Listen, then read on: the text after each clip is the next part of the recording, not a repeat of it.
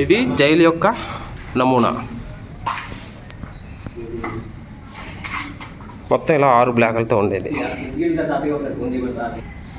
7 బ్లాకులతో ఉంది. అది చిన్న బ్లాక్, అది స్పెషల్ జైలు అనమాట, అందరి కోసం ఏర్పాటు చేసింది. ఈయన సత్యేంద్రనాథ్ సన్యాల్, ఇక్కడే ఈయన మరణం అయ్యాడు. అందుకోసం ఆయన జ్ఞాపకార్థంగా ఈ ప్లేస్ అనేది అలా ఉంచేశారు. లైటింగ్ కూడా సెట్ చేశారు. ఇంతకు ముందైతే వీటిలో ఇలాంటి లైటింగ్ కూడా ఉండేది కాదు. ఒక చీకటి కొట్లు, వాటిలో నుంచి వచ్చే లైటింగ్ ద్వారా మాత్రమే వాళ్ళు రివైవల్ అయ్యేవారు. ఇక్కడ ఒక 20 మంది వరకు ఇందులో ఉండేవాళ్ళు. వాళ్ళకి ఎటువంటి ఫెసిలిటీస్ కూడా లేకపోయినప్పుడు కూడా చాలా బాధ అనుభవించేవారు. ఒక మనిషి కాలు చాపుకోవడానికి కూడా సరిపోయే ప్లేస్ అయితే ఇక్కడ ఉండేది కాదు. ఇలాంటి గిన్నెలే వాళ్ళకి ఇచ్చేవాళ్ళు. వాటిలోనే వాళ్ళ బాత్రూమ్లు, వాళ్ళ యొక్క మూత్ర విసర్జన, మల విసర్జన చేసి వాటిని వాళ్ళే పారవేసుకునేవాళ్ళు. చాలా భయంకరమైన బాధ. చూడొచ్చు, ఇవంతా కూడా రీమోడలింగ్ చేసి ముందు బాగా ఉంచారు తప్ప లేకపోతే పాడైపోయేది. ఇలా పైకి వెళ్తే వీర్ సావర్కర్ యొక్క ఉన్న జైలు మనకు కనిపిస్తుంది. అందులోకి మనం వెళ్ళొచ్చు ఆ సెల్లోనికి. ఇలా ఇవన్నీ 6 ఉంటాయి. 6టికి కలిపి ఒకటే సెంటర్ పాయింట్ ఉంటుంది. ఇది 3rd ఫ్లోర్కి వెళ్ళడానికి. ఇది వాచ్ టవర్. ఇది ఇక్కడ నుంచి సైనికులు ప్రతి నిత్యం కూడా పహారా చేసేవారు.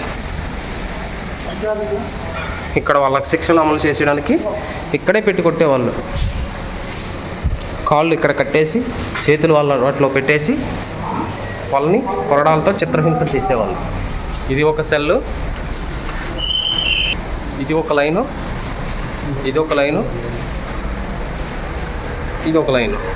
ఇంకా మిగతావి అయితే కూలిపోయాయి. వాటిని తీసేసి, అవి పాడైపోవడం వల్ల వాటిని తీసేసి వాటి ప్లేస్లో ఇది గవర్నమెంట్ హాస్పిటల్ మనకి ఏర్పాటు చేశారు. చాలా మంచి ఫెసిలిటీస్తో. ఇదంతా కూడా గవర్నమెంట్ హాస్పిటల్.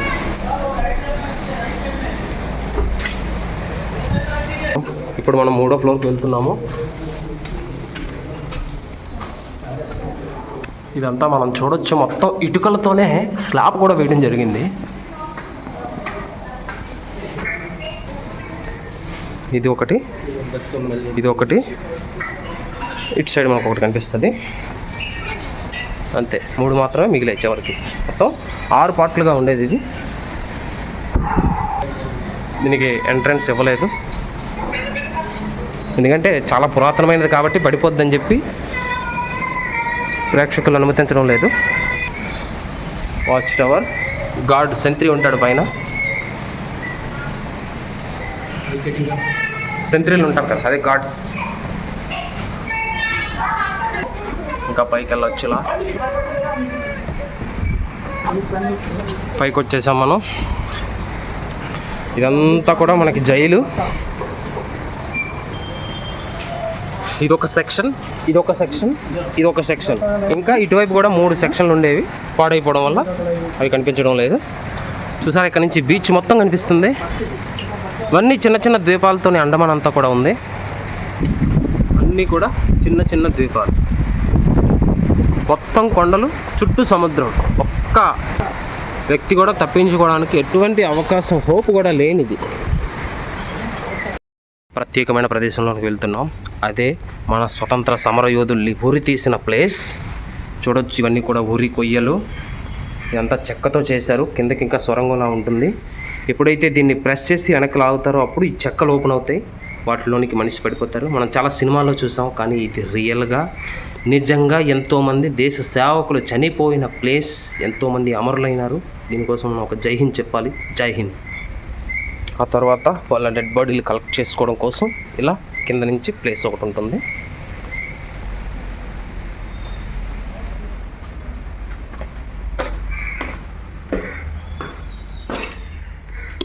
ఇక్కడి నుంచి వాళ్ళు కిందకు పడితే వేలబడేవాళ్ళు. కాళ్ళు అందుకోవడం కూడా 10 feet 15 feet ఉంటుంది. ఇది సాయంత్రం ఇక్కడ స్వాతంత్రం కోసం వాళ్ళు అనుభవించిన కష్టాలను ఒక నాటక రూపంలో ఇక్కడ ఒక స్టేజ్ ప్రోగ్రాం చేస్తారు. దాన్ని చూడడం ఇక్కడ వచ్చిన వాళ్ళందరి కోసం ఏర్పాటు చేయడం జరిగింది. వాళ్ళ కోసం సిట్టింగ్ ప్లేసెస్.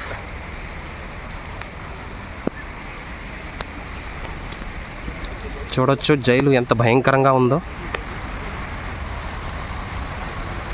ఇది ఒక స్టాచ్యూ పెట్టారు. భయంకరమైన చిత్రహింసలు. ఇదంతా కూడా ఆయిల్ మిల్, అంటే మిషన్లతో కాదు, మన భారతీయుల రక్తాన్ని తీసి ఆ రక్తాన్నే వీళ్ళు ఆయిల్గా మార్చి మలచి చేసిన ప్రాంతం ఇదంతా కూడా. చూడొచ్చు, ఇవన్నీ కూడా ఆనాటివి రియల్గా తయారు చేసినవే.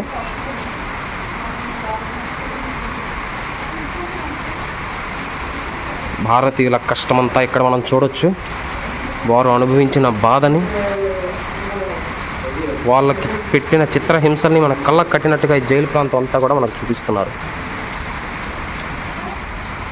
ఇలా కొట్టేవాళ్ళు, వాళ్ళకి వేసిన యూనిఫామ్ ఇది, ఈ టైప్లో గోనె సంచులతోనే. ఇది పనిష్మెంట్ డ్రెస్ అంట. మొత్తం ఒళ్ళంతా చైన్లు, కాళ్ళకు మాత్రమే చైన్లు. ఇవి ఖైదీల మెడలో, ప్రతి ఒక్కరి మెడలో ఉండే ట్యాగులు. వీటిపైన వాళ్ళ పేరు, వాళ్ళు ఎక్కడి నుంచి వచ్చారు, వాళ్ళు ఏ శిక్ష మీద ఇక్కడికి వచ్చారు అనే దాని వివరాలు ఇక్కడ వీటిపైన ఉంటాయి.